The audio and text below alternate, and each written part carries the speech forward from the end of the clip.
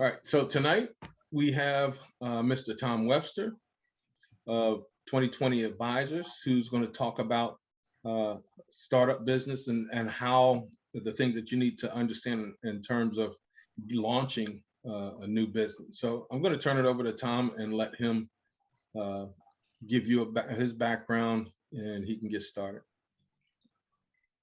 Thank you, Kevin, for that. Good evening, everyone. I want to first of all thank Kevin and Joe for inviting me here to speak for the Big Ideas program. It's an amazing program that they do at Drexel University Entrepreneurship Institute. And I'm from 2020 Business Advisors. We're headquartered out of the Philadelphia region. We provide solutions and support to businesses looking to scale and sustain around rethinking, retooling, and realizing their business goals. I currently do so successfully for the Philadelphia Science Center, where we're deploying over $1 million in new investment capital in biotech and life sciences startup. For Backstage Capital, where we deployed $2.5 million to 27 Black and Brown tech startups across 4 cities, including London, England. And for the state of Alabama, where we're deploying $4 million in capital to healthcare organizations in support of the Black community in the southern part of the state. Tonight, I'm going to be talking primarily about starting up a business, and I'm going to be very high level. Please allow this to be very interactive. Feel free to drop a question in the chat or raise your hand at any time through in Zoom. Even Kevin or Joe will get my attention so we can talk and ask your question. But I got a brief presentation here that I'm going to share with you. That let me load this up right now so that we can all be on the same page in what we want to talk about this evening.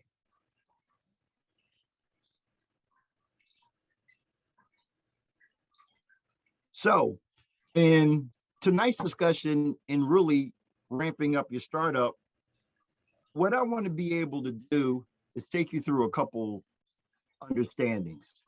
And first, I want to help you understand and look at what do you need to know in terms of some core concepts about being successful in launching your startup. What are some of the pitfalls that you want to think about and how to avoid them? You know, what things you should be considering as you're planning to launch.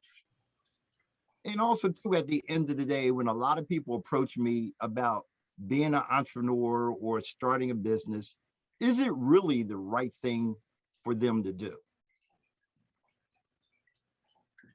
My experience has been doing this now for almost 40 years, and I've been able to have a couple different successes as well as my share of failures. And one of the things I've learned about business is that in the life cycle of business, it is no different than life itself. Life is a cycle where we are dealing with constant ups and downs. And in business, it's a cycle where you're dealing with the same. What I like to tell people is in the cycle of business, when you're having the upside, you're planning for the downside, because there will be a down cycle because the economy goes through cycles, the community goes through cycle, business goes through cycle, just like life. And what you have to be able to do is during the good times, prepare for the not so good times. And then when the bad times come, you're sustaining yourself when the good times come back. So first thing I wanted to be able to share and drop a little nugget, if that's something that you find challenging to do, you really have to think about, is being an entrepreneur the right journey for you? So things I like to talk to people about in taking this journey in the first step that you want to consider. When we look at startups, there's some core things you want to approach in terms of how am I doing what I want to do and how do I plan to be successful at it? You have to start with success in mind. So the first thing I like to share with people is that in launching your startup, the first thing you want to be able to do in building a business is being able to evaluate in a very systematic way the opportunity that you're looking to create. In business, you're looking to create an opportunity where you're bringing value. And in your role as the visionary, the entrepreneur, the founder, the business startup leader, the question becomes is the opportunity that you identify valid and valuable? And one of the ways you determine that is what problem you are solving. Is what I like to call problem definition. In problem definition, what you have to be able to do is think about it from the standpoint of what I like to call a need or a challenge. If you're fulfilling a need and there's a market opportunity for that need, you got to be able to validate it in the terms of what it is that you're bringing to the table. Or if there's a challenge, there's a pain you're satisfying, that's going to be your solution or your service is going to address that pain point. That's going to make people want to be able to engage with you. So then it goes into who are these people? So who are you selling it to?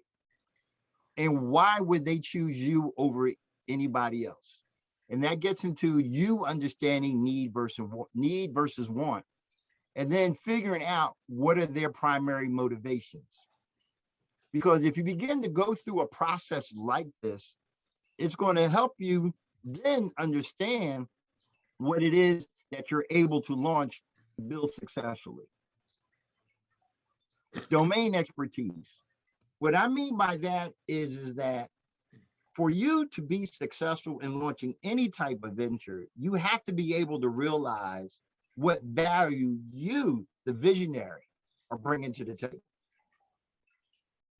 It doesn't matter what type of venture it is, or the opportunity or kind of product you're trying to create, but there has to be some experience that you're bringing to the table, whether it's you from the jobs that you've done, the education you receive, or the hobbies you built around. And the other thing that you want to be able to do, when I say in here, you can buy skills, and we'll talk about that later, in building your business successfully, you're going to need support. Those are things you can acquire through vendors, advisors, consultants, and employees. But you have to be the one who says that my understanding of this is what I'm looking to address, that I'm going to solve, that I'm going to bring value to, and that the market is going to be able to appreciate, and that is engage me and pay me for these products and services.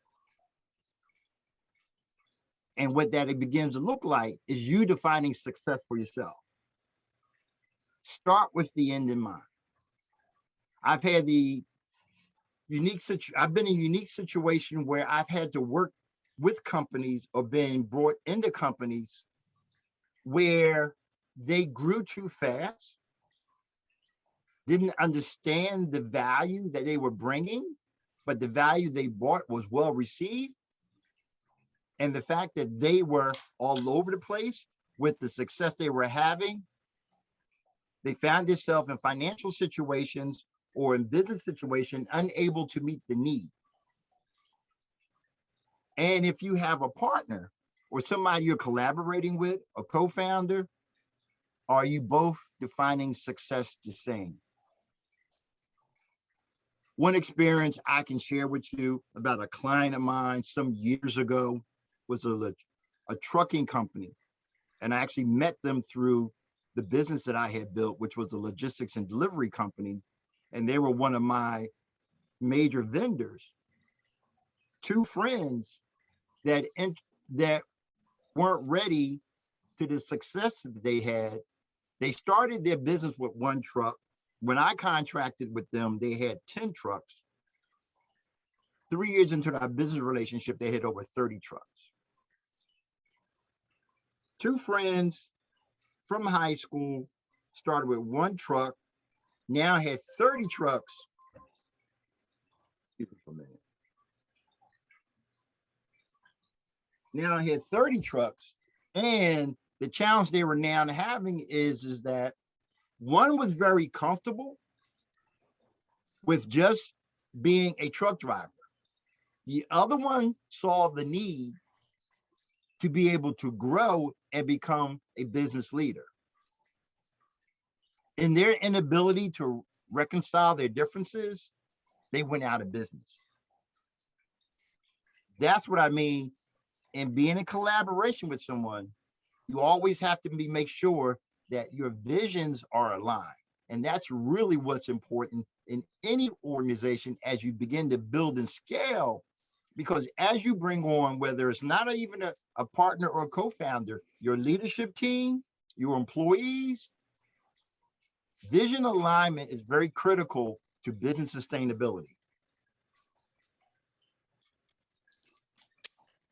So, pitfall. This is an area I love to discuss because people always think about what are the challenges that I'm gonna run into in businesses, but it's really not the what, it's really the why. Is why do the problems that I have in business, why are the challenges that I seem to confront happen and what's driving them? And I look at it from the standpoint, especially as a founder launching a business, these are challenges you often have based on preconceived notions, expectations. It's like what I want to call misrealities. What I often see in businesses is that people go into launching their business with some preconceived notions and expectations and not understanding the realities of being a founder or entrepreneur. Some people want to believe, and these are common, but some people I've often heard say entrepreneurs are born. They're not. If you're inspired, if you're motivated, and are willing to put the time in to creating a plan, and there's that word vision again for your venture, you can create something successful. It only takes a good idea. Yes, it does. But behind that good idea, you need passion, commitment, drive, and that good idea needs to be unique and not something that is perceived as common in the marketplace. Going into business means I'm gonna have a lot of freedom. That's really a myth. It's a serious hustle. And starting off, you're gonna be doing everything. Be prepared to sacrifice, have long nights, lonely weekends, and you often find yourself alone. Launching a company quickly leads to wealth.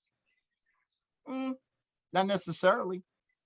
You can pay the bills, hopefully. If you can sustain, you can go from startup or seed to startup to sustainability.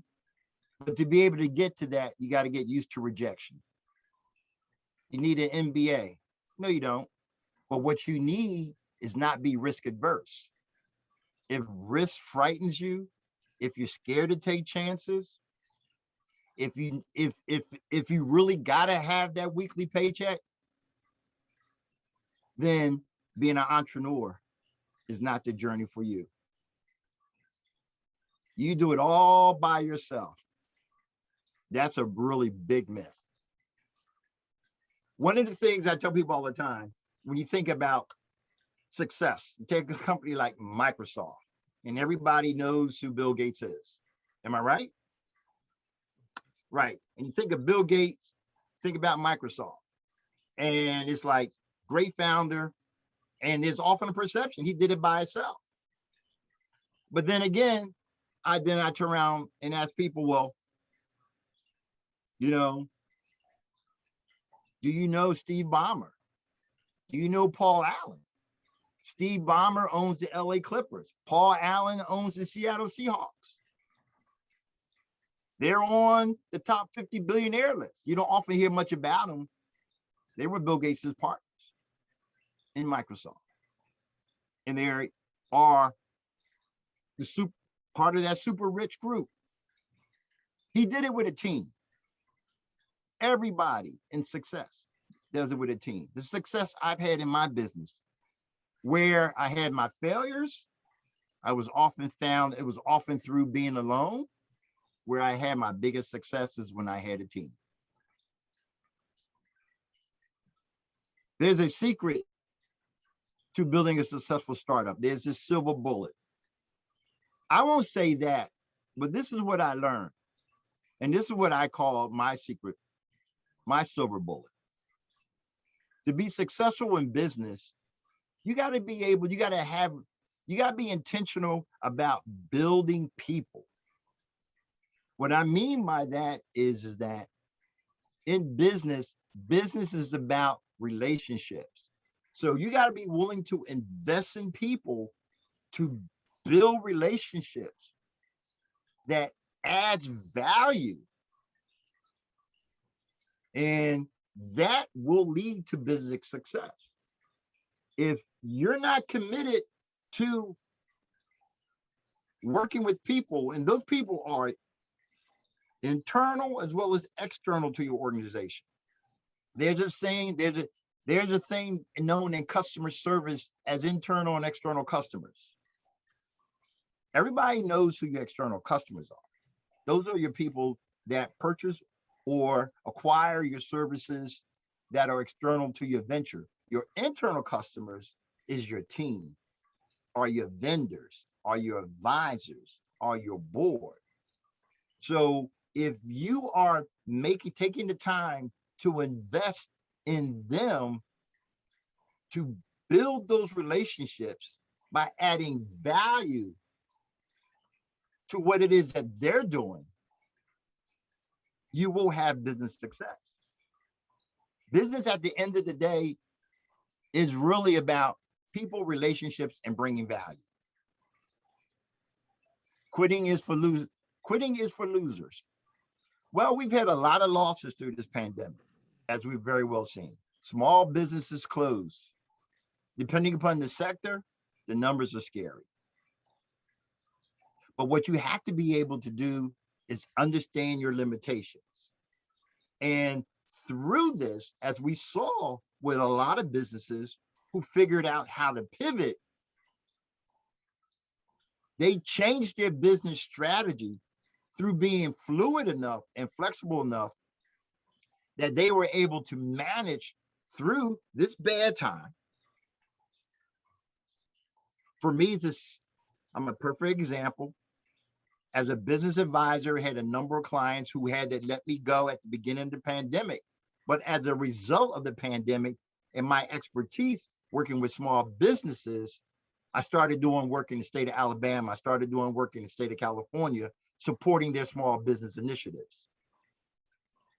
Knowing how to pivot allows you to be able to figure out how to continue to prepare, as I said earlier, during the bad times. How do you sustain yourself for the good? And at the end of the day, we all have to be able to find what it is our exit. And if you're going out seeking capital and trying to raise money, that's a question you will often hear from investors about your exit. And your exit is pretty much is that how do you get out of the business what you put into the business? That's what investors want to know. How do I get my money back times my 6x, 8x, 10x return?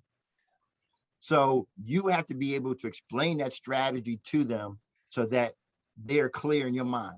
It may not necessarily be your exit at the time, but you have to be able to understand an exit strategy for building something that you're starting. As I said, planning for success and having that vision is key to a successful startup.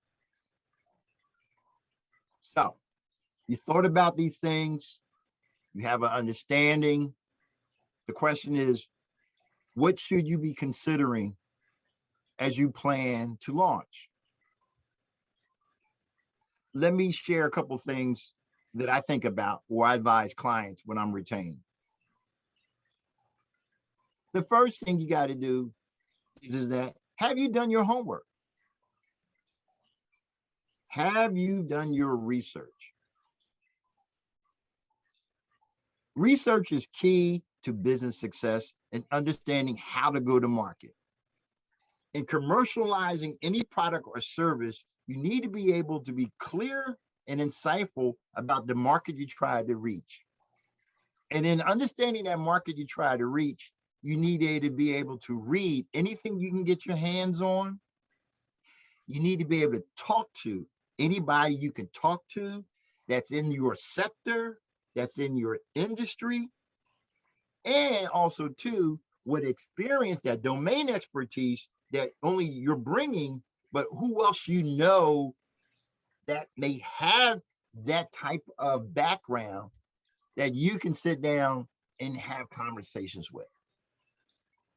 Got to do your research. You got to complete your data collection so that you understand what's happening and what are the trends that are going to impact you and help drive either your success or limit you from being a failure.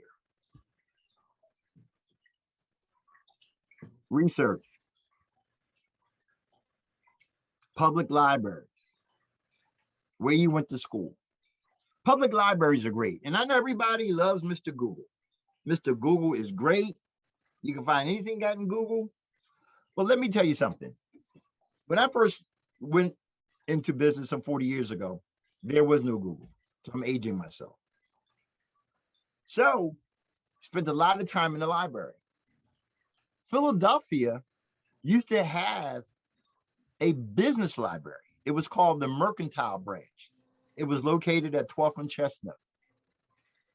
And there you could go down and access any type of sector information, any type of company profile, any type of annual report, or anything you wanted to know about anything that you wanted to do.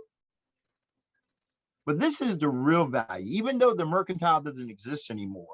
And they do have a branch within the existing main branch on the Parkway.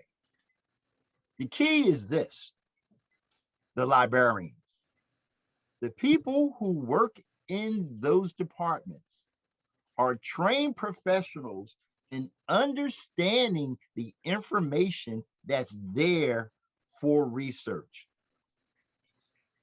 You can go down to the main library, go up into the mercantile department, and talk to different librarians that can tell you information on sector, on businesses, on products, on markets, on trends, because that's what they do every day. They are a huge resource of knowledge.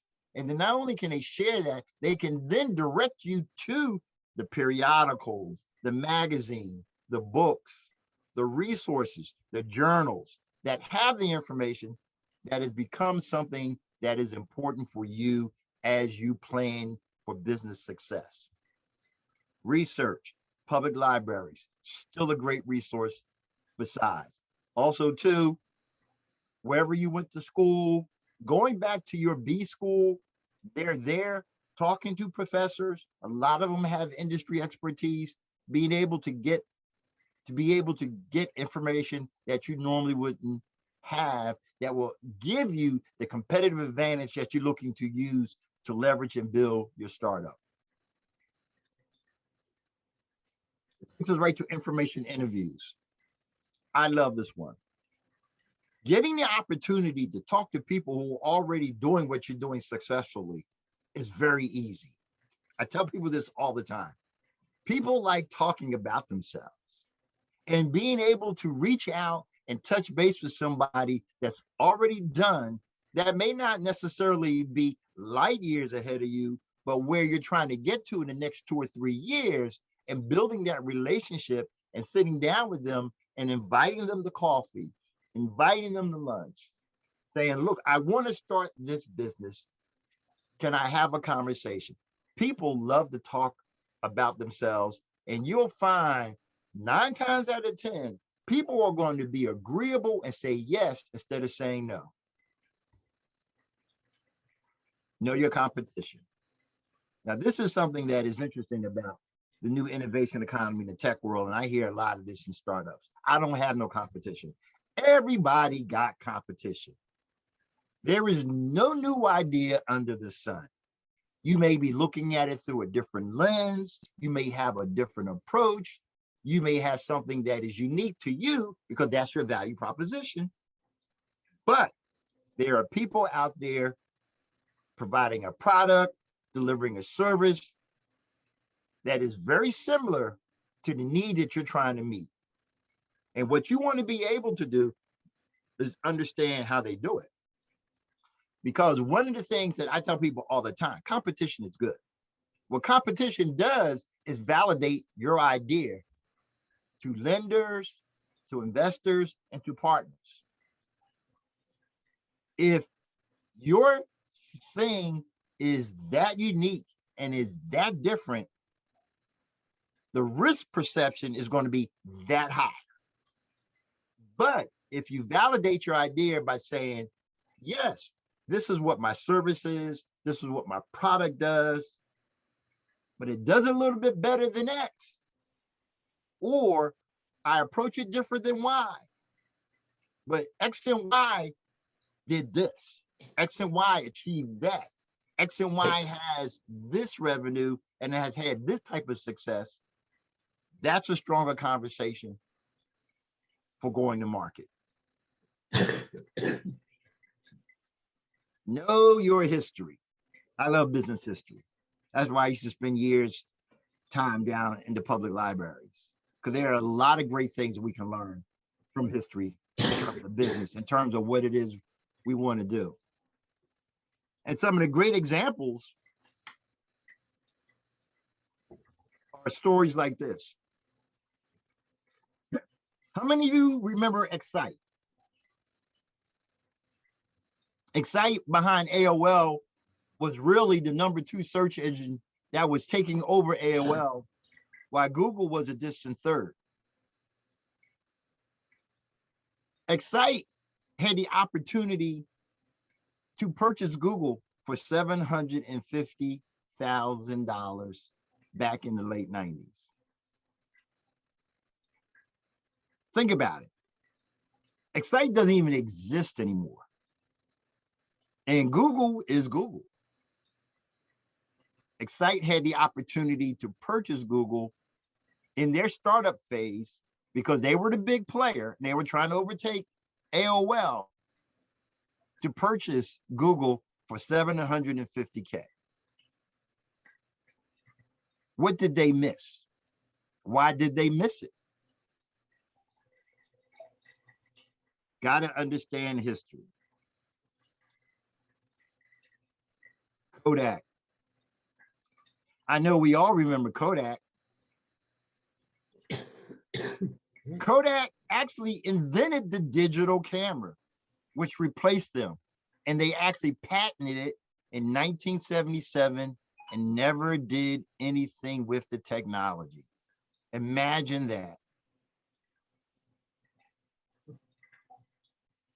Somebody came along, other companies, basically your phone companies, got released for the patents, perfected digital technology, and Kodak is now out of business.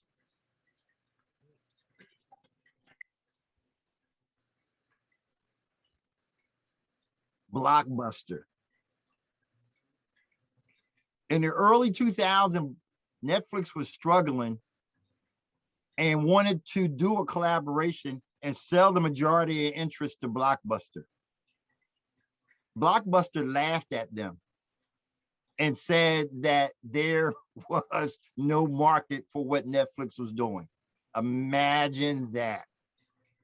Where's Blockbuster today?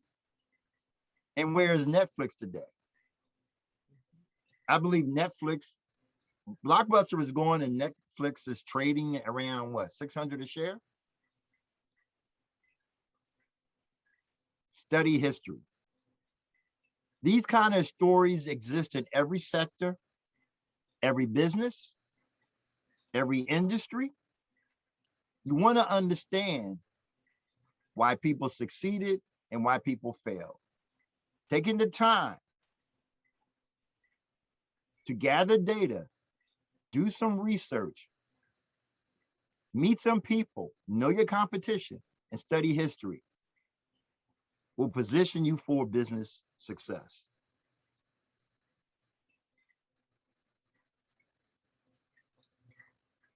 What should you be considering when you're planning your launch? I like to be able to tell people is that if you're starting a business, if you're in business, if you're building a business, tell me your story. Let me hear it. Help me understand what it is that you're trying to do. And if you really put your time, effort, and energy into that, I will know in the first 60 seconds. And that's how a lot of startups are judged immediately coming out the gate. Their ability to tell their story or pitch every opportunity you get. One of the things that we do in the accelerator that I run at the Science Center is that when we have our weekly classes, 7 to 8 companies per cohort, the first 15 to 20 minutes, everybody's pitching.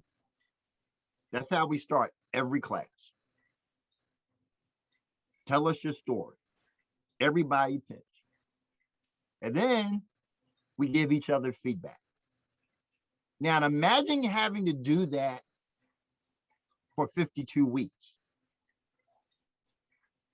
The results have been tremendous of the companies that we've invested in coming out of our accelerator.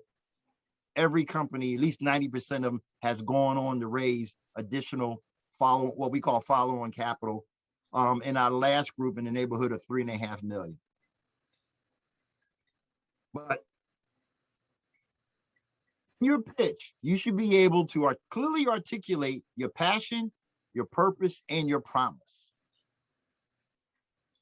Because that's what it is you are selling to people. You need to do it in less than 60 seconds, no more than 60 or 70 words. And what you want to tell people is who you are, where you're from, what you do, and more importantly, how you add value.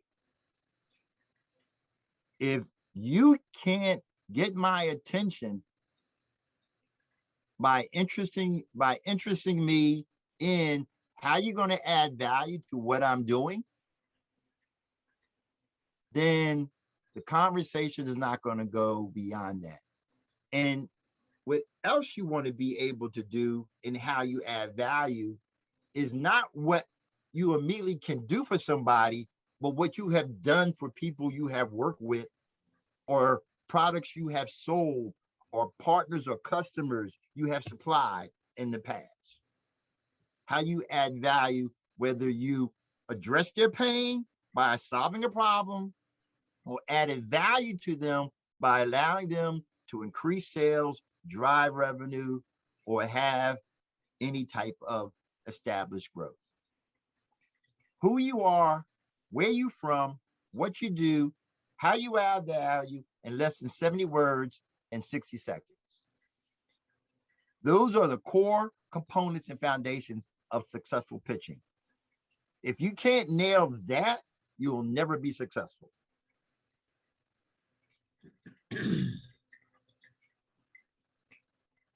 So, moving into some business fundamentals. So what should you be considering when you're planning the launch? Following through with the pitch All that makes you is your business's number one salesperson. I often hear people say, well, that's not what I do. But guess what? No one can sell what you do better than you. And if you can't really perfect and share that story, then you're going to struggle with building something sustainable.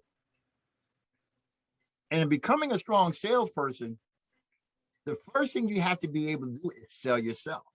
That's what I tell people. Forget about what it is you're trying to do, because at the end of the day, if you go back to what I said earlier, business is relationships. You are selling yourself, because at the end of the day, people buy from people they like. People invest in people they feel confident in. People support people who they identify with. So the first thing and critical thing that you're selling in building your business is you're selling yourself. And no one can sell you better than you. Then once you have that part of it figured out, then you're able to go into your value proposition, and that is what your venture offers. How it is relevant in terms of, as we already said, either adds value or eliminates pain. What's the benefit to the person, the end user, who's going to use your product or service? How are you different from your competitors? You got to be able to help people understand that you're a differentiator. And why you, and why you means how you going to be able to fulfill that. You can get a contract, you can get an order. Guess what? Now you got to deliver. What does that mean? Have you thought about that? Fulfillment is big business. And what you'll find in being in business, and you may think it's a challenge, is getting customers. No. The biggest problem in building a business is keeping customers.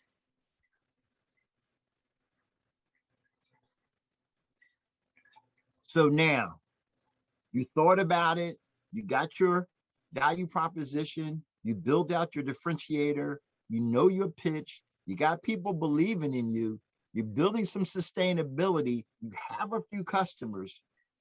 There are some important things you have to have that are foundational. This is where my background is finance, that I come in and I'm often brought in to help companies with all the time. Financial structure is real important. And I know from the beginning, it seems like I don't have much money. Why is it important? How am I tracking my dollars? One of the things you want to understand is that you want to create a framework. You want to be able to start tracking. You want to be able, no matter how little you have being generated, or even if you're only generating losses, having an understanding about how you're managing that is very, real important. Because first of all, it's going to give you a perspective all the time on how well you're doing. It's okay that you may be losing money, but as long as your losses are starting to minimize and are following a downhill trend instead of an upward trend, then you are being able to plan and manage through that financial dilemma. Manage and track obligation responsibilities. When you start to take on vendors, consultants, advisors, this goes back to the fulfillment of customers. How are you managing and tracking those responsibilities? That's real important. You can have great vendors in support of you, but if you're not paying them on time, you're not going to have them very long. Compliance, mostly related to tax time. And we all know about that in small business. We start to scramble, pulling information together. We have our accountants requesting all this information, and it's all over the place. Get yourself organized. because you're going to need that information to create your balance sheet, which is going to tell you the value of what it is that you're building, your income statement, which is going to enable you to be able to track how well you're growing, and your cash flow allows you to manage your day-to-day operations. If you have to begin to think and when you begin and starting your business, just taking these things in consideration, the financial structure that I'm going to create so that I can be successful, these are things you want to put in perspective so that you can have a balance sheet, have an income statement, have a cash flow that allows you to be able to look through the lens of your financial statements to be able to grow your business successfully.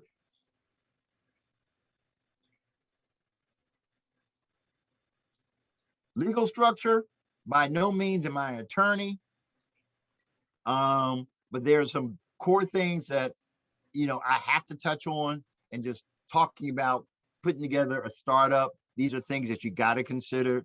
And the whole goal of your legal structure is really about how are you limiting your liability and building out what it is that you're doing. And there are several types of structure. Sole proprietorship, which is really the least attractive one. And I suggest that if you're going into business, that a sole proprietorship is, I know we all start there. I did, but you want to get out of that structure as quickly as possible because it is the one that's most liable. Partnerships, something to think about, especially if you're launching something with others, but partnerships has its limitations, doesn't offer much opportunity for growth, and it has defined exits. LLC, limited liability company, which is really a cross between a corporation and a partnership. You get you get the best of both worlds. That is something there that you should highly consider. And then a S or C corporation, which are really two types of corporation, where C being the most attractive corporation, especially if you're going to go to market and look for investors. But my biggest takeaway from this for you to understand is that you need good legal counsel, and there are a lot of resources around through the program, the SMART program at Drexel that Kevin and Joe runs. You have access to legal advice there. Some core legal tips that I want you to be able to take away from this is that it's really, again, about limiting your personal liability and reducing your risk. You're going and starting a business, which means you're taking on enough risk by itself. There's risk that you can minimize, and through some legal steps that you need to take, those are the easiest things that you can address. And, they include, always using your corporate name,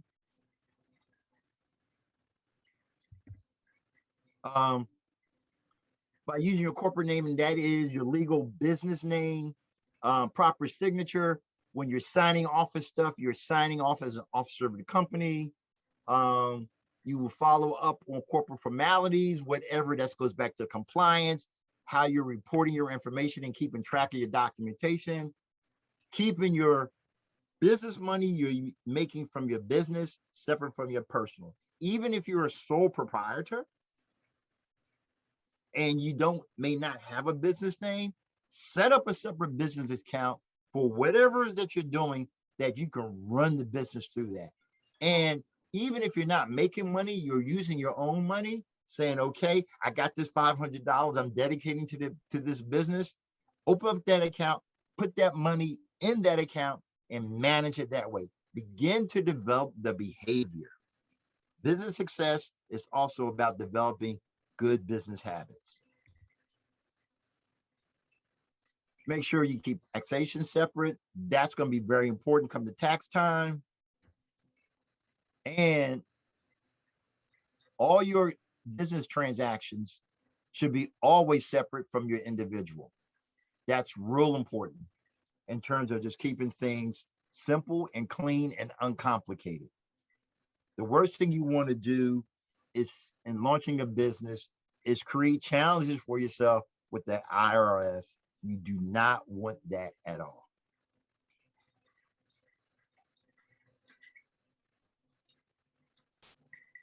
So those are just some of my high level thoughts I wanted to share with everybody. So the real question at the end of all of this and thinking about this is really understanding, is this entrepreneur journey right for you?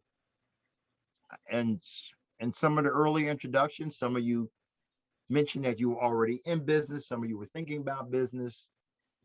And so as we go into the Q&A, I would really like to hear from you, you know, why you think being in business is right for you. But before we get there, I want to do a little recap so that we can flow right into the Q&A by asking people, participants who came here tonight, just a few questions. Because if you didn't learn anything new here tonight, then I kind of fell short. And hopefully there's one nugget out of everything that was shared. There's something that you can think about, look at, and apply to what it is you're trying to do. But to recap, I have a few questions. So I'm going to ask people to come off mute, answer some questions. Actually, you can drop your answers into the chat. So, question number one. Business is like what kind of cycle? I mentioned that earlier on in the discussion. What kind of cycle is business like? Can I get a few answers in the chat? Like you get some good answers. Life cycle. Yeah, it's like life, no question about it. And those, Deanna, Belinda, appreciate you guys paying attention. Yana, Carla, hey Carla, Miss Scott, yeah. Thank you for paying attention. Feeling pretty good. Make me feel pretty good. Oh, you can buy skills, but you cannot buy what? Drop it in the chat.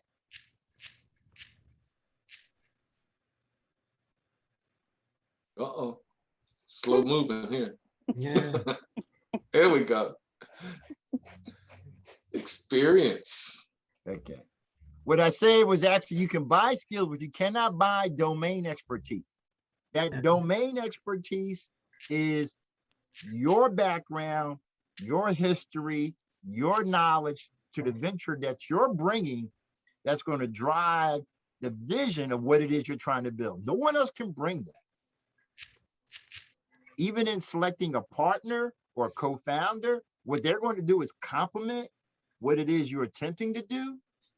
But as the visionary, as I gave the example with Bill Gates had the vision for Microsoft. And what it was is that Paul Allen was actually the IT guy.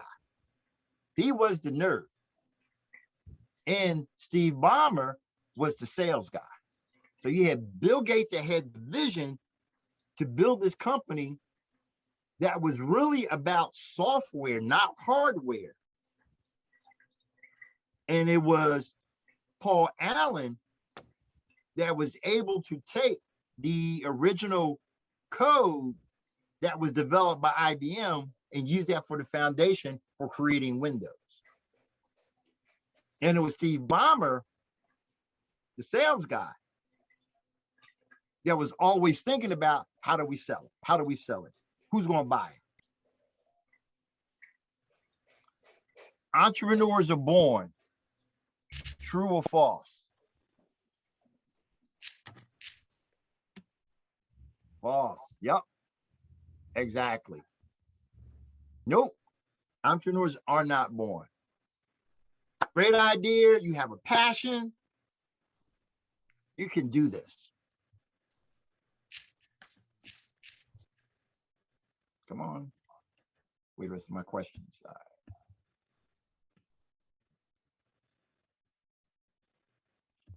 All right, computer. All right. Okay, my questions, the rest of my questions are not coming up. They're not agreeing with me. There's technology.